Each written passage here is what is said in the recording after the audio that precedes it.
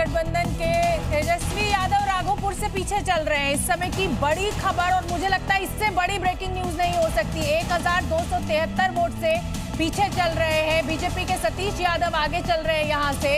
इसका मतलब अभी ये रुझान है, और कई चरणों में क्योंकि काउंटिंग होती है, लेकिन जिस चरण तक अभी पूरी हुई है उसमें तेजस्वी यादव पीछे चल रहे हैं। मैं क्षमा चाहती हूँ मैथिली, लेकिन ये बहुत बड़ी खबर इस लिहाज से शोभना हो जाती है कि जो व्यक्ति सीएम फेस का चेहरा है वहां पर, इतना बड़ा नेता, और वो भी उनका अपना इलाका राघोपुर की बात की जाए तो वो गढ़ है, वहां अगर वो पिछड़ भी जा रहे हैं काउंटिंग के दौरान, ये बहुत बड़ी खबर है। नतीजे नहीं आए लेकिन ये पिछड़ रहे हैं। पहले भी उनके परिवार को हरा चुके हैं। इन्होंने पहले उनकी मां को हराया है सतीश यादव ने। ठीक है मैथिली, अब मैं चाहती हूँ कि लीजिए, मैथिली चली गई है और जेडीयू के राजीव रंजन हमारे साथ जुड़े हुए हैं। राजीव रंजन जी, ये तो मतलब अप्रत्याशित, वहां तेज प्रताप यादव हार रहे हैं या तेजस्वी यादव हार रहे हैं, ऐसा क्या अपने लोगों ने जादू की छड़ी बिहार में घुमा दिया कि मतलब एकदम सब पानी कर दिया?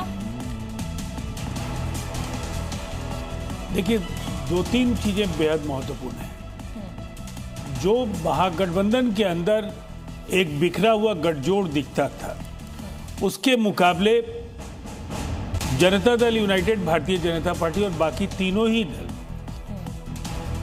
देश के करिश्माई प्रधानमंत्री नरेंद्र मोदी जी और बिहार के यशस्वी मुख्यमंत्री नीतीश कुमार जी के नेतृत्व में काफी बेहतर समन्वय के साथ काम कर रहे हैं। विधानसभा स्तर पर लगातार कार्यकर्ताओं के बीच संवाद, उनके बीच सम्मेलन, एक अच्छा कोऑर्डिनेशन कई बार आपके लक्ष्य को आसान बनाता है।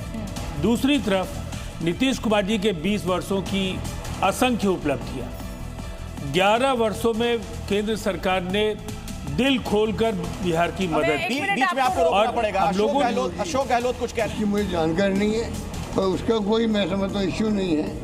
वो वेलकम हुआ, उसको जो फैसला हुआ वेलकम हुआ, और स्वाभाविक चॉइस तो तेजस्वी थी, वहाँ पर कोई दिक्कत नहीं उसके अंदर। धन्यवाद। और याद होगा शोभना आपको भी, जब वहां पर ये बात चल रही थी कि क्यों नहीं राहुल गांधी ये कह रहे हैं कि सीएम के फेस होंगे तेजस्वी, तब यही अशोक गहलोत वहां गए थे और एक प्रेस कॉन्फ्रेंस करके इस बात का उन्होंने ऐलान किया था। बिल्कुल, अपनी बात पूरी कर लीजिए राजीव रंजन जी।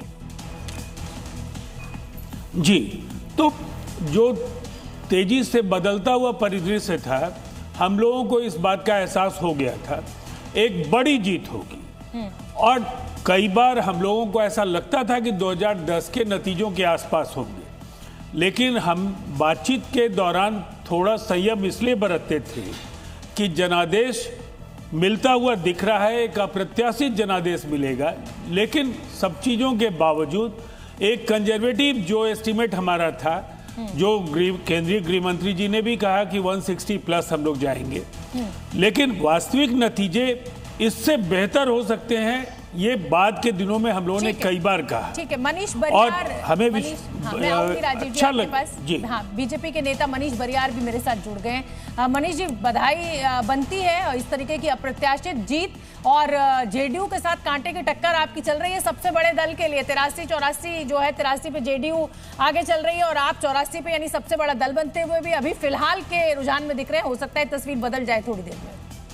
नमस्कार आपको और राजीव जी को भी और देश की सारी जनता को। देखिए, ये जो अभी बिहार की जनता ने दिया है, बिहार ने अपने सम्मान और स्वाभिमान के लिए जो है ये वोट दिया है। और मैं ये बहुत बोलना चाहता हूँ, क्योंकि देखिए, छठी मैया का अपमान हुआ उस समय, और बिहार इस बात को कभी बर्दाश्त नहीं कर सकता था। तो आप अगर देखें तो बहुत सारी चीजें थी, राजीव जी ने भी बोल रही थी, बट यूनेस्को की सांस्कृतिक विरासत, उसका जिस तरह से अपमान हुआ, बिहार की जनता ने मुंह तोड़ जवाब दिया है इसके बारे में।